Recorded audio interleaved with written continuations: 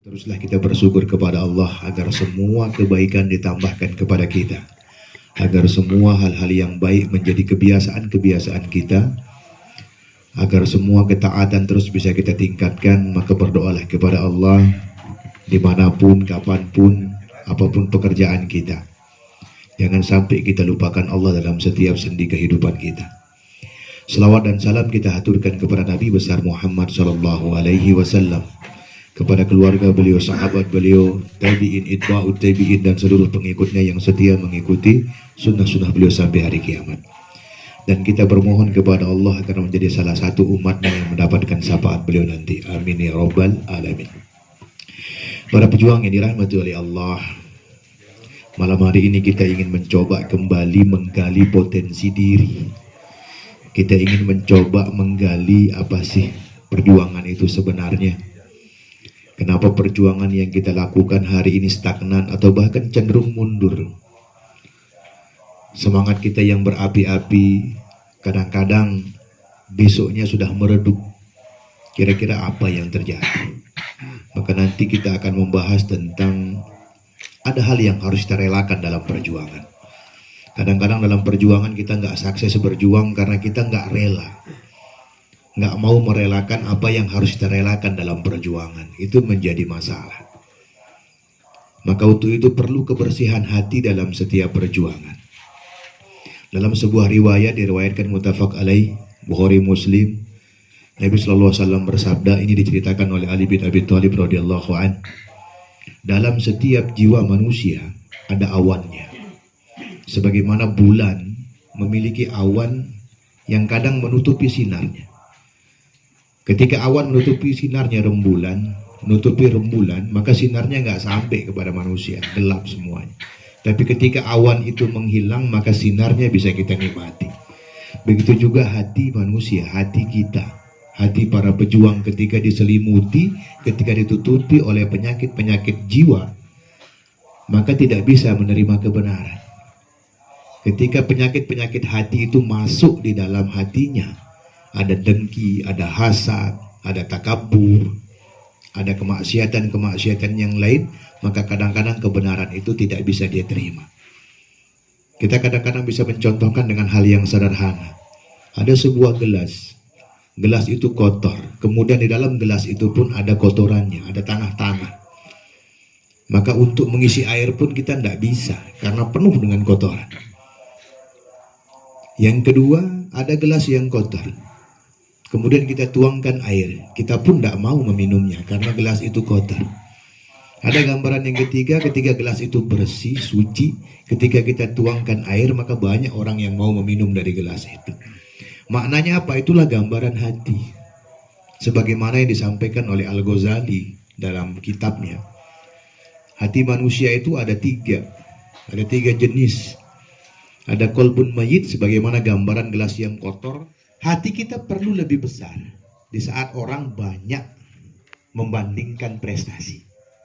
Nah, ini poinnya nih ya. Kadang-kadang ada seseorang yang pernah bergabung dengan kelompok yang lainnya atau pernah dipimpin oleh orang lainnya, membandingkan prestasi. Ketika ada orang-orang baru datang mengajak untuk berjuang, dia bandingkan prestasi-prestasi itu. Itu yang membuat dia lemah. Padahal prestasi yang ada itu ujian buat kita. Ya, karena prestasi yang paling nyata adalah prestasi kemenangan dalam jihad. Ya. Maka hati-hati ketika sudah mulai membanding-bandingkan. Wah, dulu kalau kita dipimpin oleh itu, dulu kalau kita bersama yang itu, hati-hati. Ya, dalam perjuangan nggak boleh begitu. Besarkan hati kita. Ya. Besarkan hati kita dalam perjuangan. Karena saat yang paling nyata adalah saat kita berada di saat itu. Bukan yang kemarin-kemarin. Bukan yang dulu-dulu ya, tapi yang sekarang. Ya, maka perlu untuk bertahan dalam perjuangan. Yang ke-10, karena sudah ngantuk ini, sebenarnya banyak catatan saya ini, tapi kita akan ringkas. Yang ke-10 terakhir nanti kita sampaikan pada pertemuan yang akan datang. Perjuangan menuju sukses selalu sepaket dengan keikhlasan. Ya kan? Menerima kegagalan saat itu karena ada kesuksesan di depan, ya kan? Ya, perjuangan menuju sukses itu harus bersanding, harus bergandengan tangan dengan keikhlasan. Kalau antum tidak ikhlas dalam berjuang, maka pasti ada saja hal yang membuat antum merasa rugi berjuang. Ya, kalau kita nggak ikhlas ada saja. Gambaran keikhlasan itu kita ngomel, gambaran keikhlasan itu kita menyalahkan yang lain. Nah ini yang menjadi masalah, kita kadang-kadang menyalahkan orang lain dengan kegagalan kita. Padahal tanpa orang lain juga kita sudah gagal di situ. Ya kan? Kita yang gagal bukan orang lain. Ya kan? Kita yang gagal. Maka sepaket dia dengan keikhlasan. Bagaimana membangun keikhlasan? Dekat dengan Allah. Sebagaimana ayat yang tadi, ikuti Allah, ikuti Islam, syariat Islam. Ya kan? Maka sekarang mulailah melihat pertemanan kita. Ya, mulai lihat pertemanan kita, karena pertemanan itu akan menentukan bagaimana hati kita. Ya kan? Dalam hadis kan juga pernah digambarkan dan pernah kita sampaikan juga, siapa yang berteman dengan tukang minyak wangi, maka dia akan kecipratan wanginya. Siapa yang berteman dengan pandai besi, maka dia terkena apinya. Maka mulai sekarang antum lihat pertemanan antum. Ketika antum malas berjuang, malas beribadah, malas ngaji, lihat pertemanan antum. Jangan-jangan antum berteman dengan orang-orang yang malas juga. Ya. Maka kenapa baginda SAW dengan para sahabatnya mempersaudarakan pejuang dengan para pejuang? Ya kan? 4 sahabat mulia saja diikat dengan kerabat, ya kan? Maka penting bagi kita sekarang ini ya, untuk melihat siapa teman kita, ya, siapa kerabat kita, siapa yang dekat dengan kita, maka carilah orang-orang yang sejalan dengan kita. Karena kita harus ikhlas melepaskan teman kita yang sudah tidak sejalan. Karena kalau tidak sejalan, ya kan, maka apa yang bisa dipertahankan? Mudah-mudahan muhasabah kita malam hari ini membuat kita lebih semangat lagi, karena semua yang kita sampaikan bukan untuk mendikte kita, tapi untuk mengingat kembali. Muhasabahlah selalu. Jadidu iman aku mau jadi dunia aku. Ya, perbaharui terus iman kita. Perbaharui terus iman kita. Kendor sedikit perbaharui, kendor sedikit perbaharui, kuatkan. Dan juga niat-niat kita. Ya kan? Karena pada dasarnya kita akan kembali kepada Allah dengan amal-amal kita. Ya, tapi khusus dalam kesolehan, orang-orang soleh, teman kita yang soleh bisa mengangkat kita dari jurang neraka. Maka bertemanlah dengan orang-orang soleh. Semoga bermanfaat yang kita sampaikan. Subhanaka Allahumma wa bihamdika asyhadu an la ilaha illa anta astaghfiruka wa atubu ilaik. Assalamualaikum warahmatullahi wabarakatuh. Jika Allah menolong kalian dalam mengalahkan musuh, maka tidak akan ada yang dapat mengalahkan kalian. Tuh lihat. Jika Allah menolong kalian dalam menghadapi siapapun, ancaman apapun, keburukan apapun, kejahatan apapun, nggak akan ada yang dapat mengalahkan kita. Sehebat apapun musuh nggak akan dapat mengalahkan kita kalau Allah sudah menolong kita. Jika Allah melemahkan kalian dalam menghadapi musuh, maka siapakah yang dapat memberi pertolongan? Ini sebaliknya. Kalau Allah sudah memberikan kelemahan kepada kita, melemahkan kita, maka gampang saja musuh akan mengalahkan kita. Siapakah yang dapat memberi pertolongan kepada kalian selain Allah? Hanya kepada Allah lah orang-orang mukmin seharusnya pasrah. Lihat kalimatnya. Falyatawakkalul mu'minin. Hanya kepada Allah lah, ya kan? Orang-orang mukmin ini harus bertawakal kepada Allah, berserah diri kepada Allah. Artinya kita harus menggunakan syariat Allah. Kita harus memahami syariat Allah. Wa anna hadza sirati mustaqimah. Ini syariatku yang lurus, kata Allah. Islam harus menggunakan Islam. Kaidahnya Islam boleh apa tidak? Itu dia. Maka juga ditegaskan, coba lagi buka Quran surat Anbiya. Surat 21 ayat 10. Ya, ini penegasan dari wa 'alallahi falyatawakkalul mu'minun. Hanya kepada Allah orang-orang mukmin berpasrah. Ya. Surat 21 ayat 10.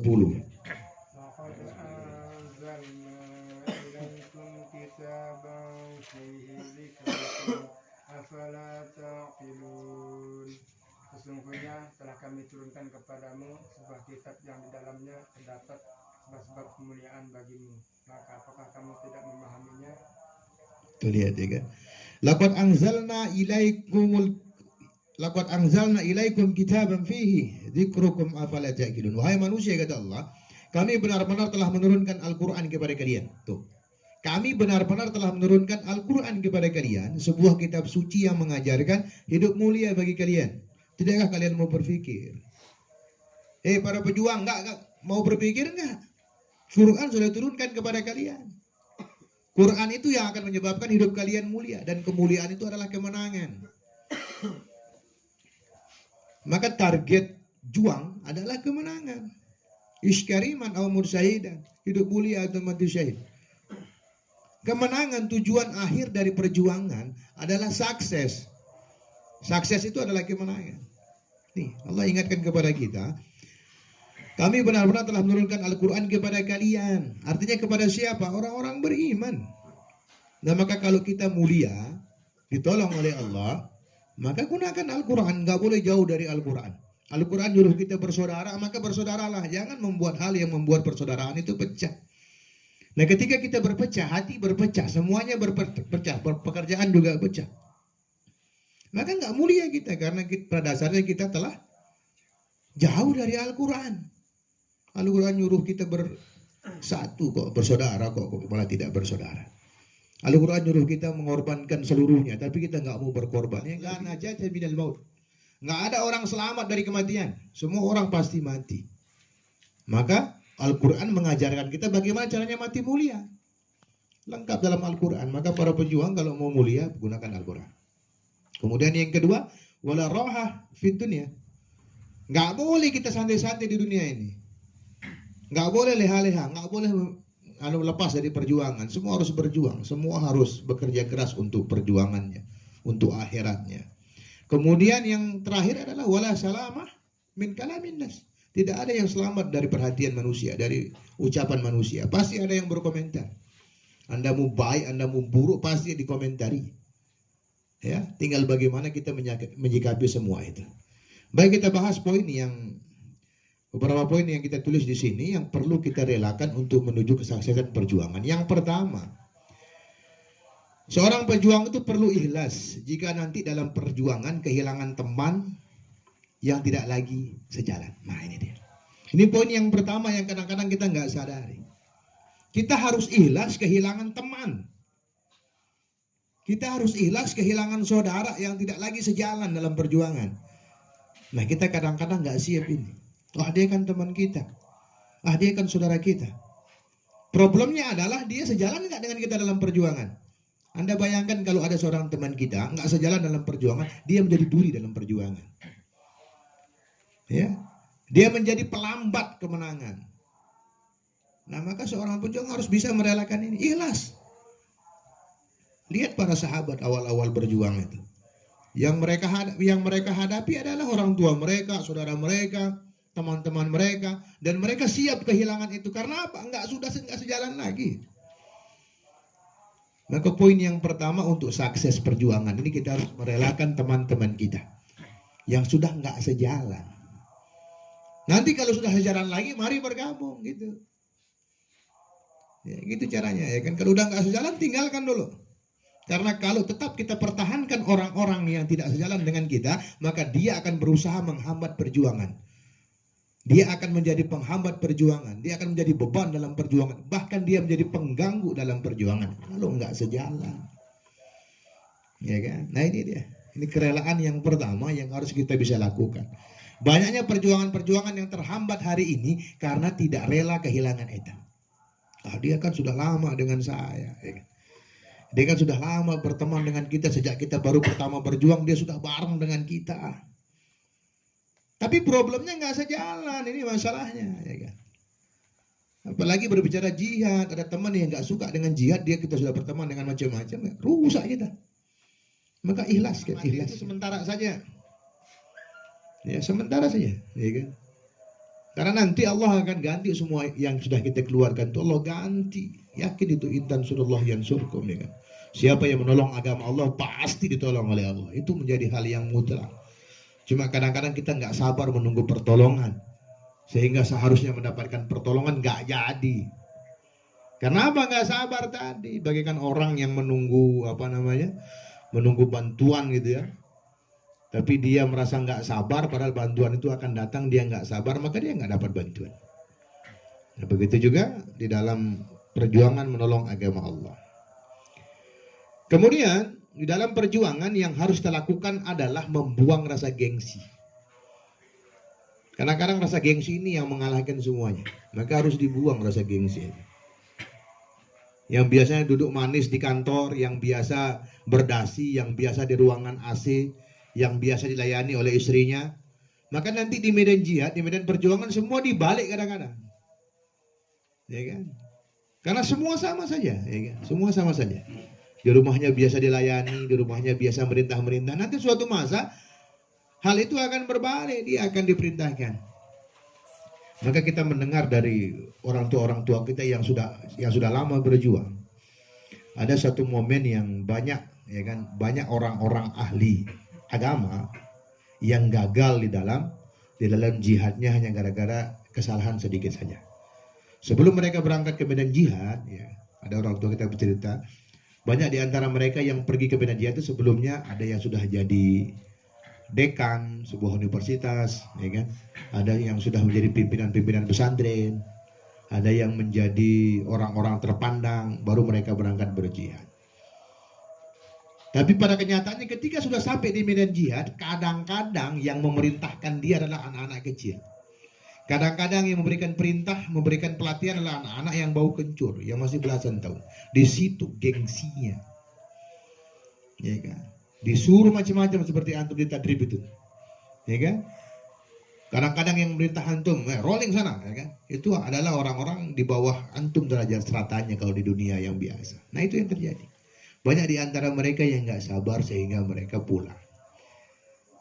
Maka dalam perjuangan gengsi yang harus kita tundukkan rasa gengsi. Ketika gengsi tidak bisa kita tundukkan. Saya biasa makan ayam kok, di sini makannya hanya kulit ayam misalnya. Saya biasa makan santai kok, di sini cuma diperintahkan 10 detik. Ya, semua itu harus kita kubur. Ya. Waktu kita akan tersita untuk berjuang. Ya kan? Waktu kita ini akan tersita untuk berjuang. Waktu bersama istri akan tersita. Waktu bersama anak akan tersita. Waktu bekerja untuk mencari dunia akan tersita. Maka kita perlu ikhlas menjalankan itu semua. Walaupun semuanya menyita kita. Bayangkan kadang-kadang kita harus meninggalkan istri kita berapa lama. Kadang-kadang kita pun harus meninggalkan perniagaan kita dikala perniagaan kita itu lagi sukses-suksesnya. Kadang-kala kita pun meninggalkan kebahagiaan kita nongkrong-nongkrong sama teman kita. Itu harus kita tinggalkan. Nah itu berjuang, ya kan? Ya itu berjuang. Maka dalam ayatnya ya Allah sampaikan jangan kalian ngaku beriman dulu sebelum kalian diuji. Ya itu dia. Ya kan?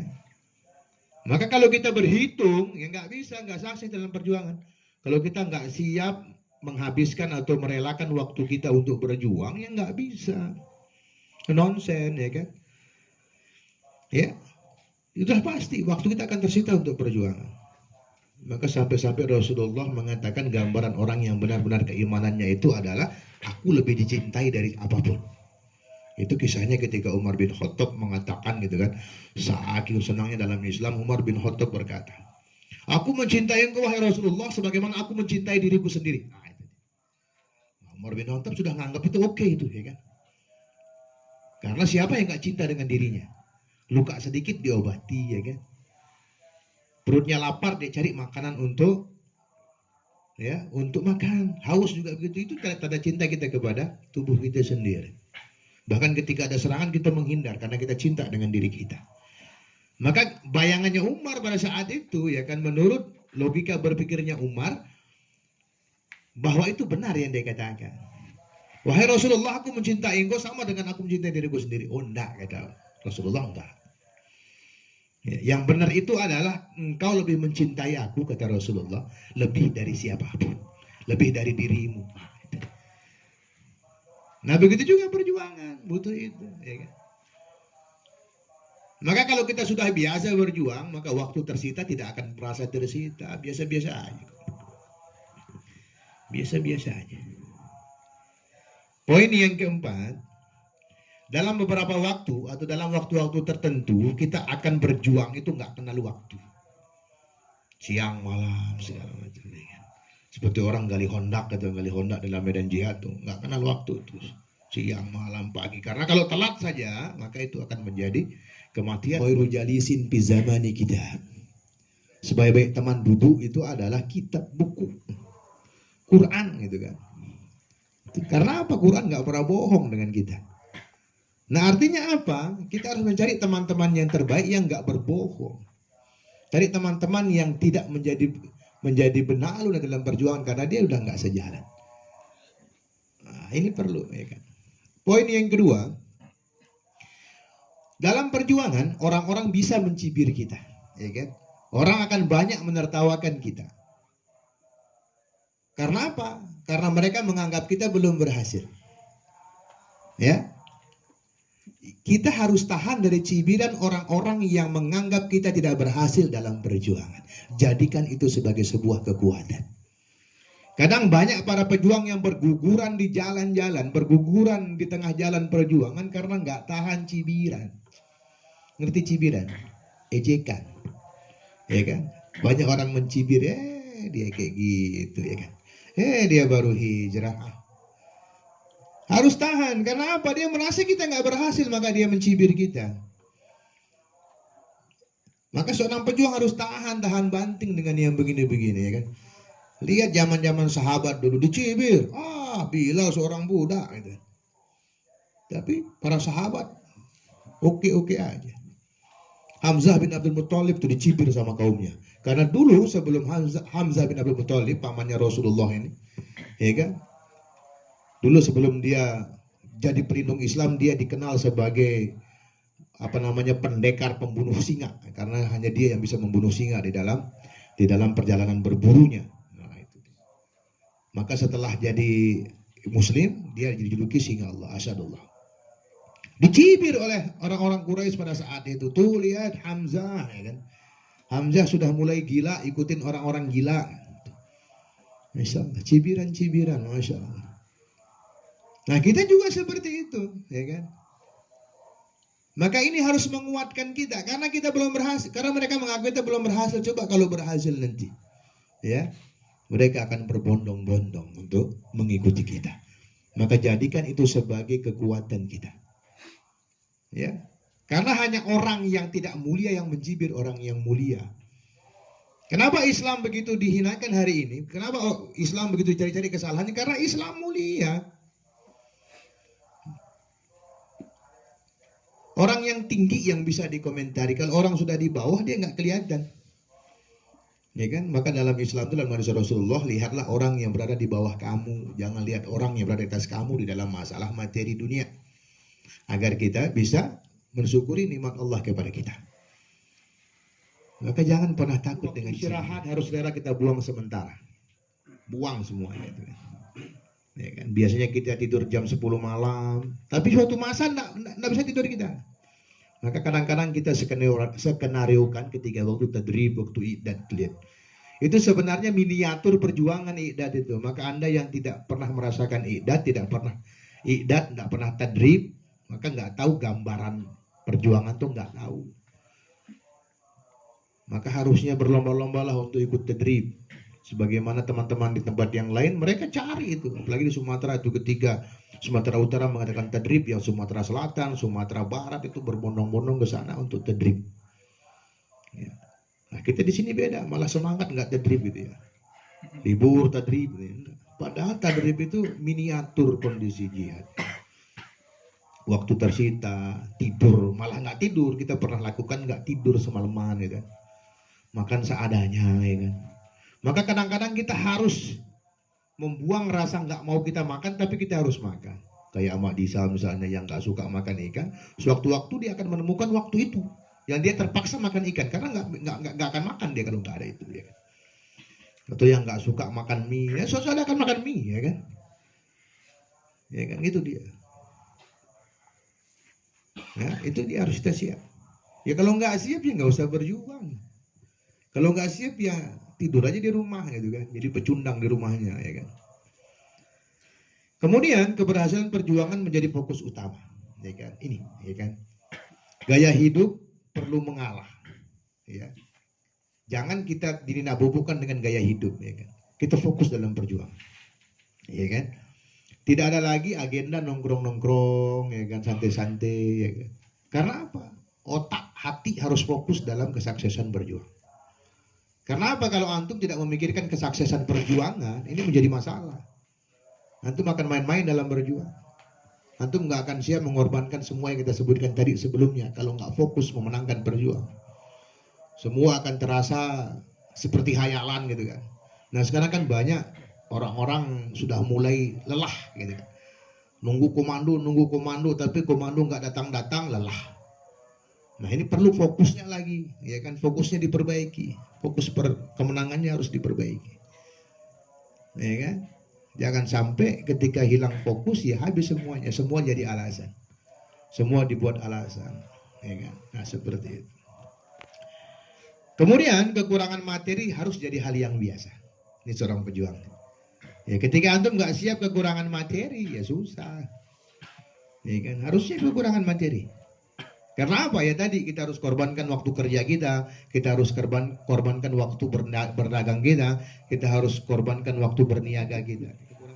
Sudah keras, sudah kotor, sehingga nggak bisa masuk apapun. Kemudian yang kedua kolbun marid, hati yang sakit, hati orang-orang munafik. Gelasnya kotor, ya kan, hatinya kotor, maka kebenaran yang masuk di dalam hatinya pun tidak dianggap sebagai sebuah kebenaran karena kotor. Nggak bisa diterima, nggak bisa dinikmati karena hatinya sudah kotor. Kebaikan dilakukan temannya, kebaikan dilakukan saudaranya tidak dianggap sebagai sebuah kebenaran karena hatinya lagi kotor. Dan yang paling baik adalah qalbun salim, hati yang bersih. Maka setiap kebenaran sekecil apapun kebenaran pun dia akan terima. Bahkan dia mencarikan uzur buat saudaranya, sebagaimana disampaikan tadi. Nah, itu gambarannya. Maka seorang pejuang harus mengerti perjuangannya, harus mengilmui perjuangan. Itulah gunanya kita tolabul ilmi, itulah gunanya kita mencari ilmu agar perjuangan ini kita ilmui. Kalau perjuangan ini kita ilmui, maka ilmu itu yang akan menyelamatkan kita nanti. Ilmu itu yang akan membimbing kita manakala kita tersesat. Tapi bayangkan Anda ingin jadi seorang pejuang, ingin jadi mujahid, tapi Anda nggak ngerti ilmu perjuangan, nggak paham. Nggak paham bahwa dalam perjuangan itu banyak hal yang harus dikorbankan, banyak hal yang harus direlakan, banyak hal yang harus dikuatkan. Maka ilmu pengetahuan, maka berilmulah sebelum menjadi seorang pejuang. Dan tidak ada kata terlambat dalam perjuangan.